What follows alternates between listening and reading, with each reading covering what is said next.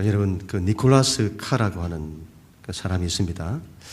세계적으로 유명한 디지털 사상가이고, 테크놀로지뿐만이 아니고 비즈니스와 또 문화를 넘나들면서 세계적인 영향을 미치고 있는 사람입니다. 그 사람의 책 생각하지 않는 사람들이라는 책을 읽고 있습니다.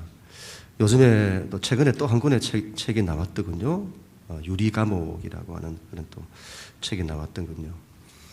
현대 사회를 이해하고자 할 때에 많은 도움이 되는 책이라고 봅니다. 니콜라스 칸은 그 책에서 현대 기술 문명에서 기술의 힘을 말합니다. 기술의 힘이 얼마나 엄청난지를 말합니다. 기술의 힘이 인간 존재를 바꾼다고 경고합니다. 기술의 힘은 단순한 도구 이상이라고 합니다. 여러분, 우리는 생각하죠. 기술이란 사람이 도구로 사용하는 것에 지나지 않는다. 그렇게 생각하죠. 사람이 기술을 통제한다고 생각합니다. 그렇지 않다고 합니다. 기술의 힘이 얼마나 큰지 그 힘이 사람을 통제한다고 합니다. 사람이 기술의 지배를 받는 것입니다. 여러분, 동의를 안 하실지 모르겠습니다만은 그렇다고 합니다. 생각하지 않는 사람들이라는 책에서 그는 현대의 이 기술이 사람들을 생각하지 않는 사람으로 만든다고 합니다. 좀 더 정확히 말하면 생각이 얕은 사람을 만든다고 합니다. 지금 시대의 인터넷과 스마트폰, SNS는 단순한 정보의 유통수단이 아니라고 합니다. 사람을 바꾼다고 합니다. 사람에게서 읽기 능력과 집중력, 사고력을 빼앗아 간다고 합니다. 참을성이 부족한 사람을 만든다고 합니다. 생각하지 않는 사람을 만든다고 합니다. 어떻게 여러분 이런 일이 일어날까요? 기술이 뭔데 이런 걸 만들어낼까요? 그것은 기술이 사람의 뇌를 바꾸기 때문이라고 합니다. 생물학적인 실험으로 증명된 것이라고 하는데요. 뇌를 바꾸는 큰 두 가지가 있는데 그 하나는 기술에 대한 육체적인 반복이 우리의 뇌를 바꾸고, 또 하나는 사고에 의한 정신적 반복이 우리의 뇌를 바꾼다고 합니다. 이 두 가지가 뇌를 바꾸면서 뇌에 회로를 만든다고 합니다. 그러한 회로는 습관을 만들어내게 되고, 뇌가 그렇게 만들어지면 그러한 습관을 일으키는 회로를 계속 작동시키고 싶어 한다는 겁니다. 뇌가 그렇게 돌아가니까 의지가 있어도 그게 안 되는 거죠. 뇌가 그렇게 작동을 하니까. 문제는 이런 나쁜 회로입니다. 기술을 발명하는 사람들은 윤리나 도덕에는 거의 생각이 없습니다. 그들의 모든 관심은 기술의 편리성과 실용적 이익에만 관심이 있습니다.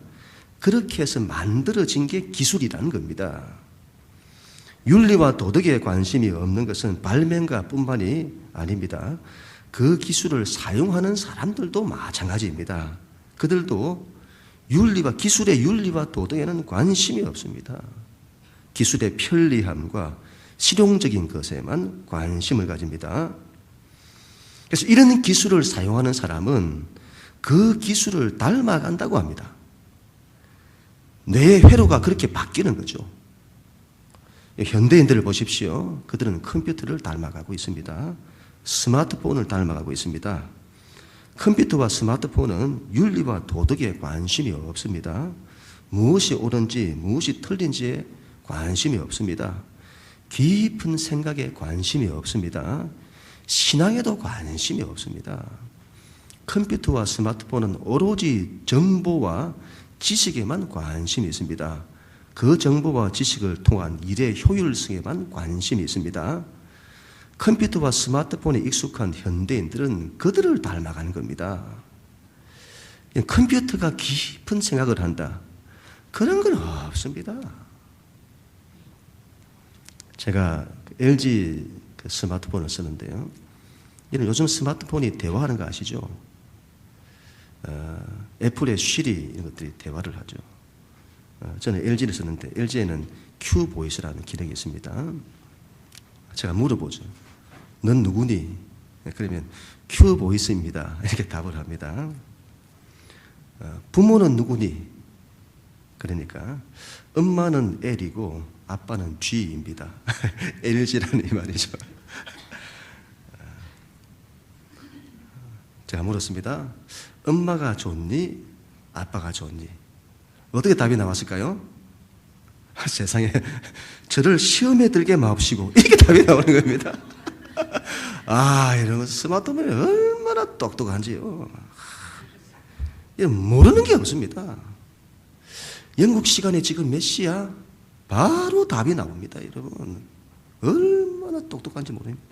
지식이 얼마나 많은지 모릅니다. 그런데 넌 왜 사니? 어떻게 답이 나왔을까요? 저에게 너무 어려운 질문을 하지 말아주세요. 이런 컴퓨터의 관심은 지식과 정보 그리고 속도에 있습니다. 속도가 느린 건 용서가 안 됩니다. 현대사회가. 우리는 그 컴퓨터를 닮아갑니다. 우리가 옛날에는 공부를 어떻게 하죠? 엉덩이로 한다. 그런 말이 있죠. 엉덩이 싸움이다. 그렇게 말합니다. 그건 옛말입니다. 요즘 학생들은 이제 우리가 예전에 공부할 때는 주로 이제 공부를 1시간 단위로 공부를 계획을 세우고 주요한 과목들은 2시간, 1시간 반이나 2시간 이렇게 계획을 세우죠. 보통 1시간 넘어가면 조금 집중도가 떨어지기 때문에 공부를 그렇게 한다고 하는데 요즘은 그렇게 안 한다고 합니다. 제가 학원 선생님의 강의를 한번 들은 적이 있었는데 요즘은 학생들 공부를 30분 단위로 한다고 합니다. 그만큼 속도가 빨라진 면도 있고 다르게 말하면 어떤 말이죠? 참을성이 2분의 1로 줄어들었다 이 말이죠. 참을성이 없다. 그런 이제 인간을 만든다는 겁니다. 현대인은 인간성의 정수라고 할 수 있는 깊은 생각을 잃어버렸다고 합니다. 니콜라스 칸은 이렇게 말하더군요. 기술의 광란의 시대에 들어서고 있다. 그런데 우리는 그것을 아무 생각 없이 기꺼이 맞아들이고 있다. 이는 인류 역사에서 지금처럼 기독교가 도전받는 시대는 없을 겁니다. 18세기 계몽주의를 거치면서 인본주의가 일어나고 이성이 절대시되면서 기독교는 엄청난 도전을 받았습니다. 그러나 지금의 시대보다는 나을 겁니다. 우리는 세계사에서 유례 없는 격변기를 보내고 있습니다.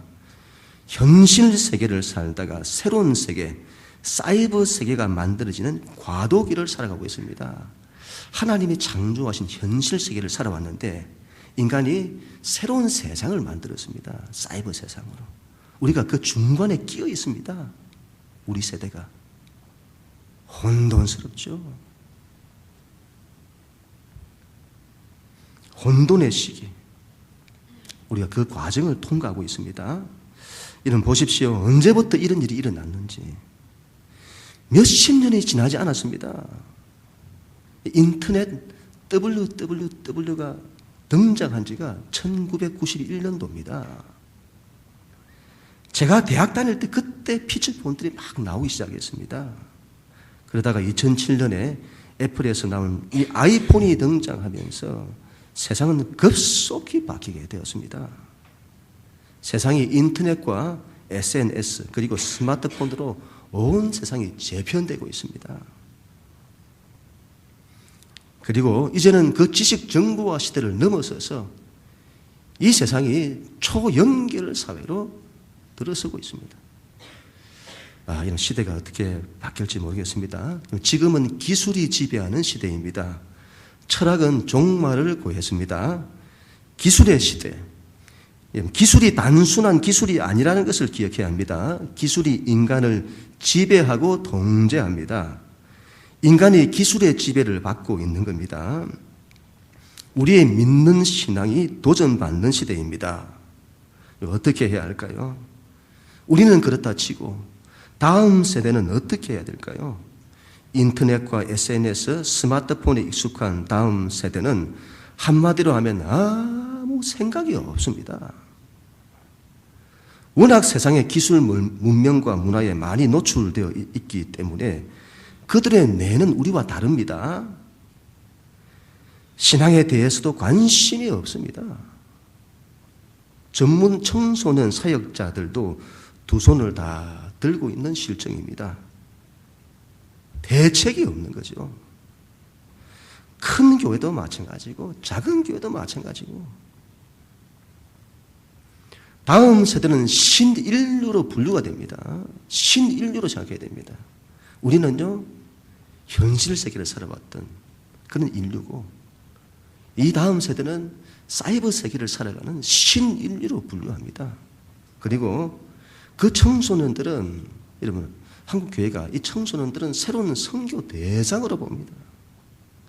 선교해야 할 대상인 거죠. 어떻게 해야 할까요?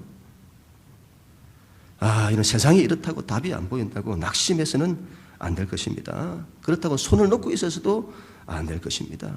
이런 때일수록 믿음이 필요합니다. 그리고 우리 믿는 자들이 고민을 많이 해야 될 것입니다. 대책을 세워야 할 것입니다. 교회도 그렇게 할 작정입니다.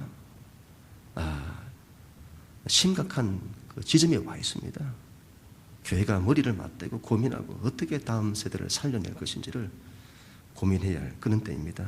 여러분, 그러나 위기는 좋은 기회인 줄 믿습니다. 지난 역사 속에서 어떤 시대와 현실을 만나도, 어떤 저항을 만나도 하나님의 나라는 전진하고 하나님의 뜻은 결단코 포기되지 않았습니다. 우리는 그 믿음을 가져야 합니다. 결단코 포기하지 않는 믿음, 이것이 필요하죠. 자녀를 바라볼 때도 하루에 수십 번씩이나 마음이 그냥 그래 네 알아서 해라, 그런 마음이 들죠. 여러분, 포기해서는 안 될 것입니다. 마지막까지는 믿음 붙들고 믿음으로 일어서야 할 것입니다. 아브라함이라는 사람이 있었습니다. 우리가 너무도 잘 알고 있는 사람이죠. 창세기 12장에 등장하는데, 이 아브라함이 등장하기 전에 창세기 11장에 어떤 일이 있었는가 하면 바벨탑 사건이 있었습니다. 아브라함이 어떤 배경 가운데서 등장하는지를 보여줍니다. 바로 바벨론으로 대표되는 메소포타미아 문명과 그 문명이 만들어내는 문화의 한복판에서 등장합니다.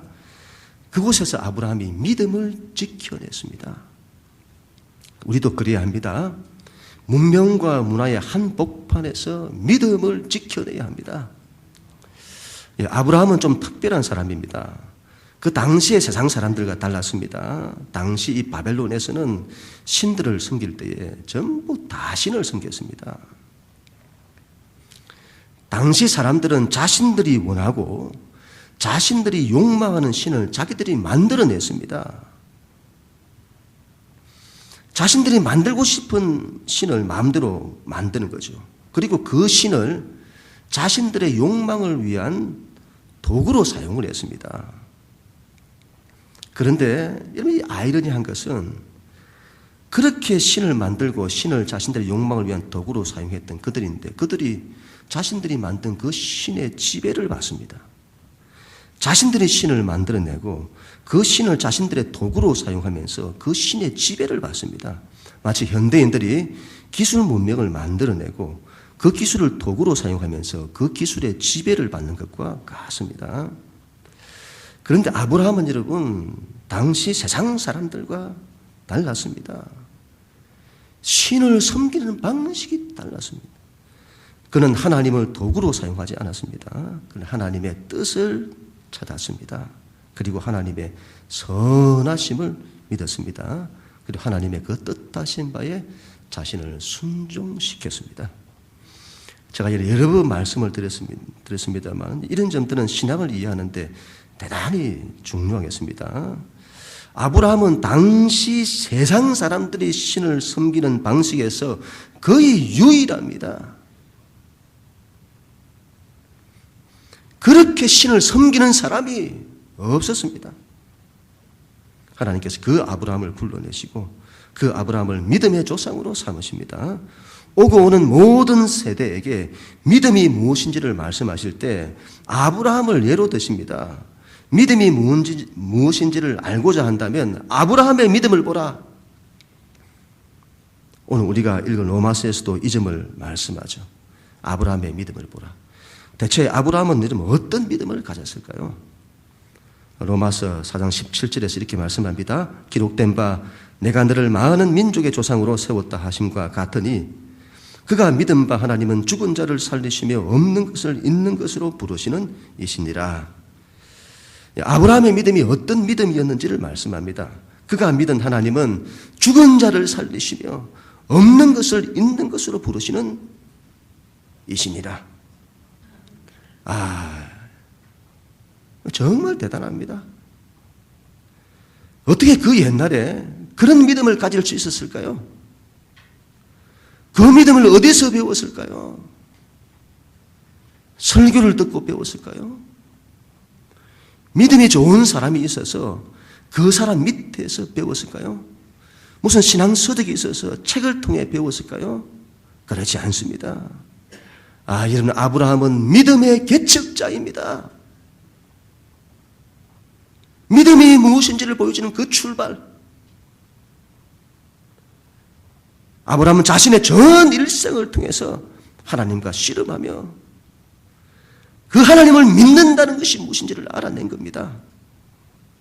믿음이란 하나님에 대한 지식이 아닙니다. 믿음이란 우리의 신념이 아닙니다. 다윗이 골리앗을 만났을 때였죠. 그때 이스라엘 군대 가운데는 많은 사람들이 하나님을 믿었습니다. 그들은 하나님에 대해서 알았을 것입니다. 하나님은 천지를 창조하신 분이시다. 그런데 그들의 믿음은 골리앗이라고 하는 이 상대를 만났을 때 믿음의 정체가 드러납니다. 그들은 골리앗을 두려워하죠. 하나님을 믿는다고 하는데 골리앗을 두려워합니다. 인간적으로는 이해가 갑니다. 우리도 그런 상대를 만나면 두려워할 것입니다. 그러나 분명한 것은 그것을 참 믿음이라고 하지 않는다. 다윗이 등장을 하죠. 이상하게 다윗의 마음에는 골리앗에 대한 두려움이 없습니다. 어떻게 이런 마음이 일어났을까요? 다윗은 말하죠. 너는 칼과 창과 단창을 의지하여 나오라. 나는 만군의 여호와 이름으로 네게 나아가노라. 다윗은 하나님을 믿었습니다. 그는 하나님에 대해서 믿은 것이 아니라 하나님을 믿었습니다. 그는 하나님에 대해 아는 것이 아니라 하나님을 알았습니다. 아브라함도 마찬가지죠. 그는 하나님에 대해서 믿은 것이 아니라 하나님을 믿었습니다. 하나님의 이런 분이라 하더라. 하나님의 저런 분이라 하더라. 그 하나님에 대해서 믿은 것이 아니라 하나님을 믿었습니다. 하나님에 대해서 아는 것과 하나님을 실제 믿는 것은 별개의 문제죠. 신앙이란 하나님을 우리의 삶에서 실제로 살아내는 것이죠. 믿음이란. 저는 믿음을 하나님의 크기라고 말하고 싶습니다. 믿음이란 하나님의 크기를 아는 것이다. 하나님의 크기가 얼마나 큰지를 아는 것이다. 우리 하나님의 사랑이 얼마나 큰지를 아는 것이고 우리 하나님의 능력이 얼마나 큰지를 아는 것이다. 우리의 믿음이 흔들리는 것은 결국 하나님의 크기 때문이죠. 우리가 하나님의 크기를 너무 작게 보기 때문입니다. 하나님의 크기를 세상보다 더 작게 바라보기 때문입니다. 시편 2편에 이런 내용이 있습니다. 세상의 나라들이 분노하며 민족들이 헛된 일을 꾸미고 세상의 왕들이 나서고 세상의 지도자들이 서로 꾀하여 하나님을 대적하는 겁니다. 그때 성경이 이렇게 말씀하죠. 시편 2편 4절. 하늘에 계신 이가 웃으시며 주께서 그들을 비웃으시리로다. 세상이 다 들고 일어나서 하나님을 대적하는 겁니다. 들고 일어나는 거죠. 그런데 하나님께서 하늘에서 웃으시는 겁니다. 허허 이렇게 웃으시는 겁니다. 무슨 말씀이죠? 하나님의 크기. 세상이 그렇게 들고 일어나도 결국은 하나님의 손안에 있다.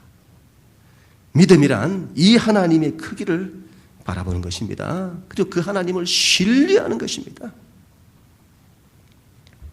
아이들이 보통 갓 어릴 때는 보면 아빠의 크기를 크게 바라보죠. 아빠를 거의 전능자 수준으로 바라봅니다. 그래서 아이들이 좀 높은 위험한 곳에 있어도 아빠가 자기 몸을 이렇게 받아준다 하면 그게 자기 몸을 던져버립니다. 맡겨버리죠. 두려움이 없습니다. 아빠가 있으면 최고인 줄 압니다. 믿음이란 그런 것이라고 봅니다. 하나님의 크심을 바라보고 그분께 모든 것을 맡기는 겁니다. 하나님의 크심을 바라보고 세상 어떤 것에도 흔들리지 않는 겁니다.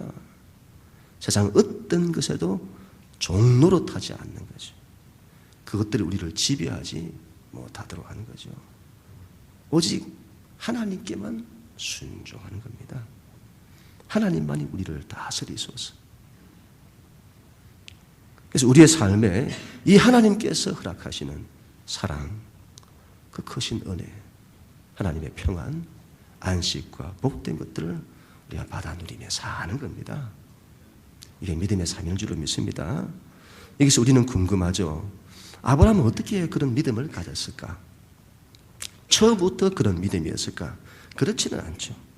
아브라함의 그런 믿음은 그의 일생을 통해서 훈련되어지면서 믿음이 자라갑니다. 그리고 나중에는 믿음의 조상이 될 정도의 믿음으로 인정을 받습니다.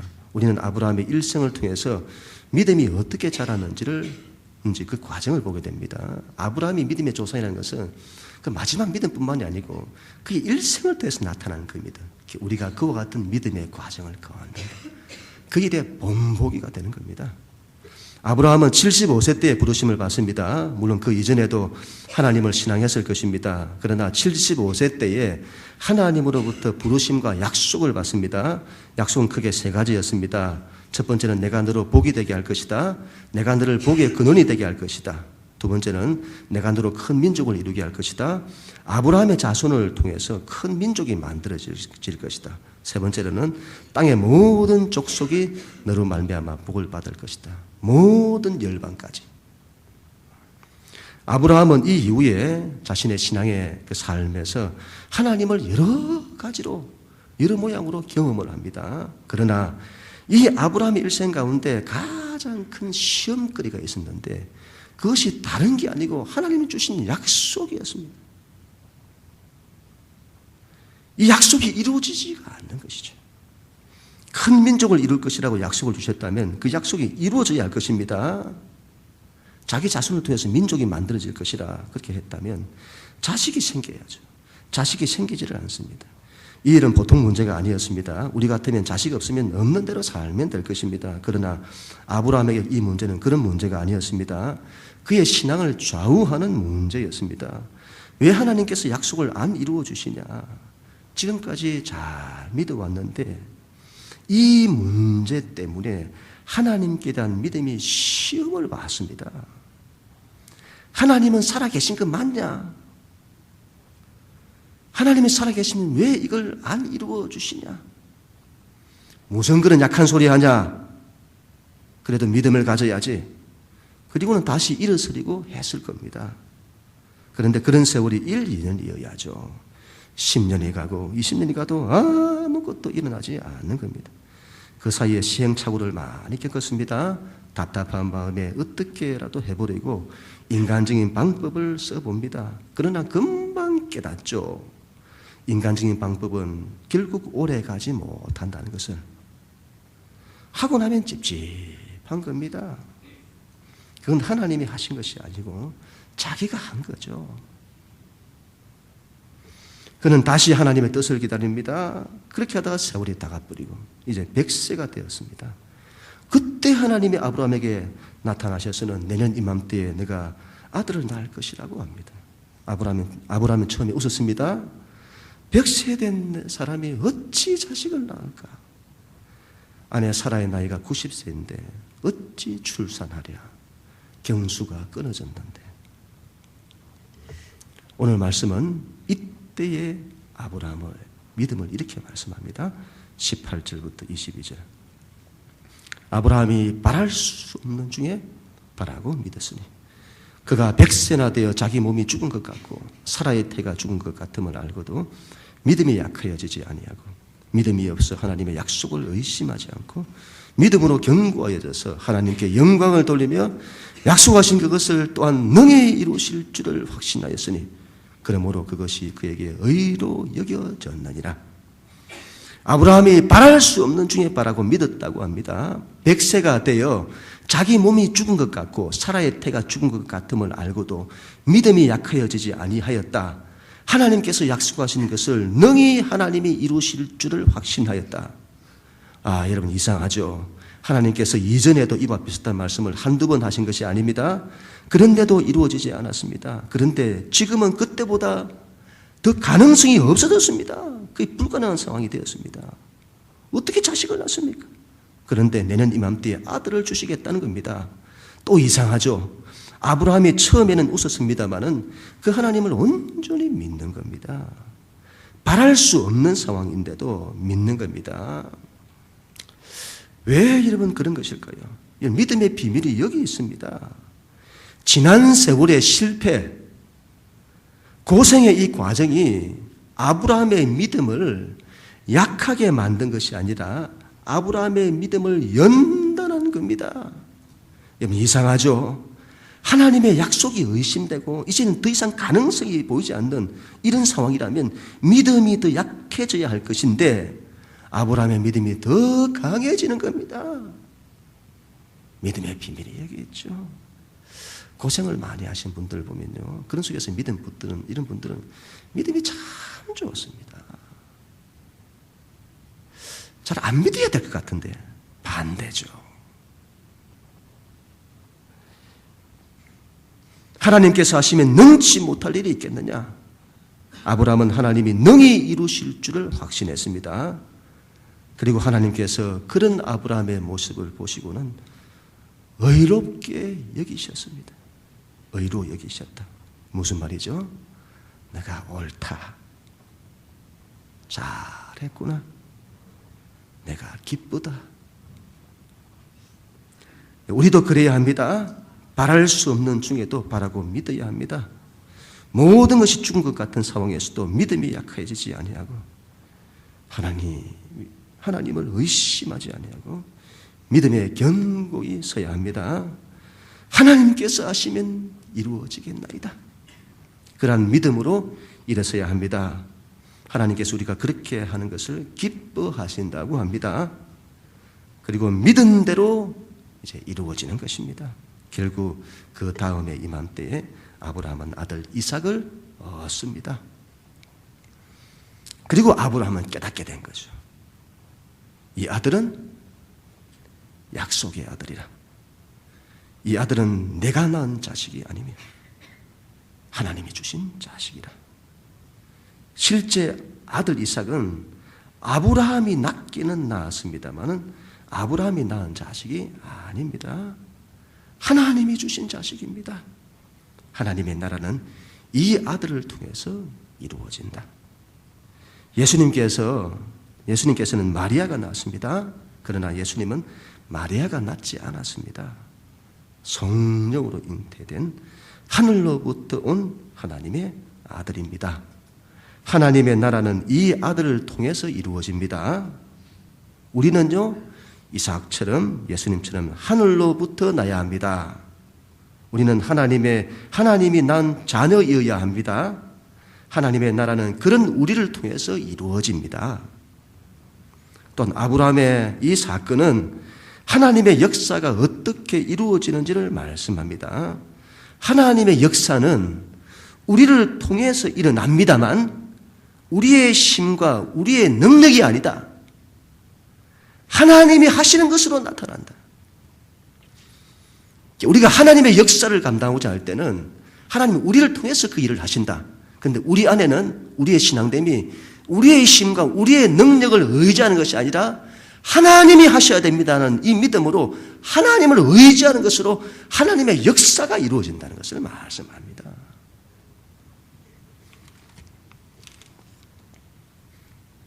이 이후에 여러분 아브라함은 참 믿음의 사람으로 세워집니다.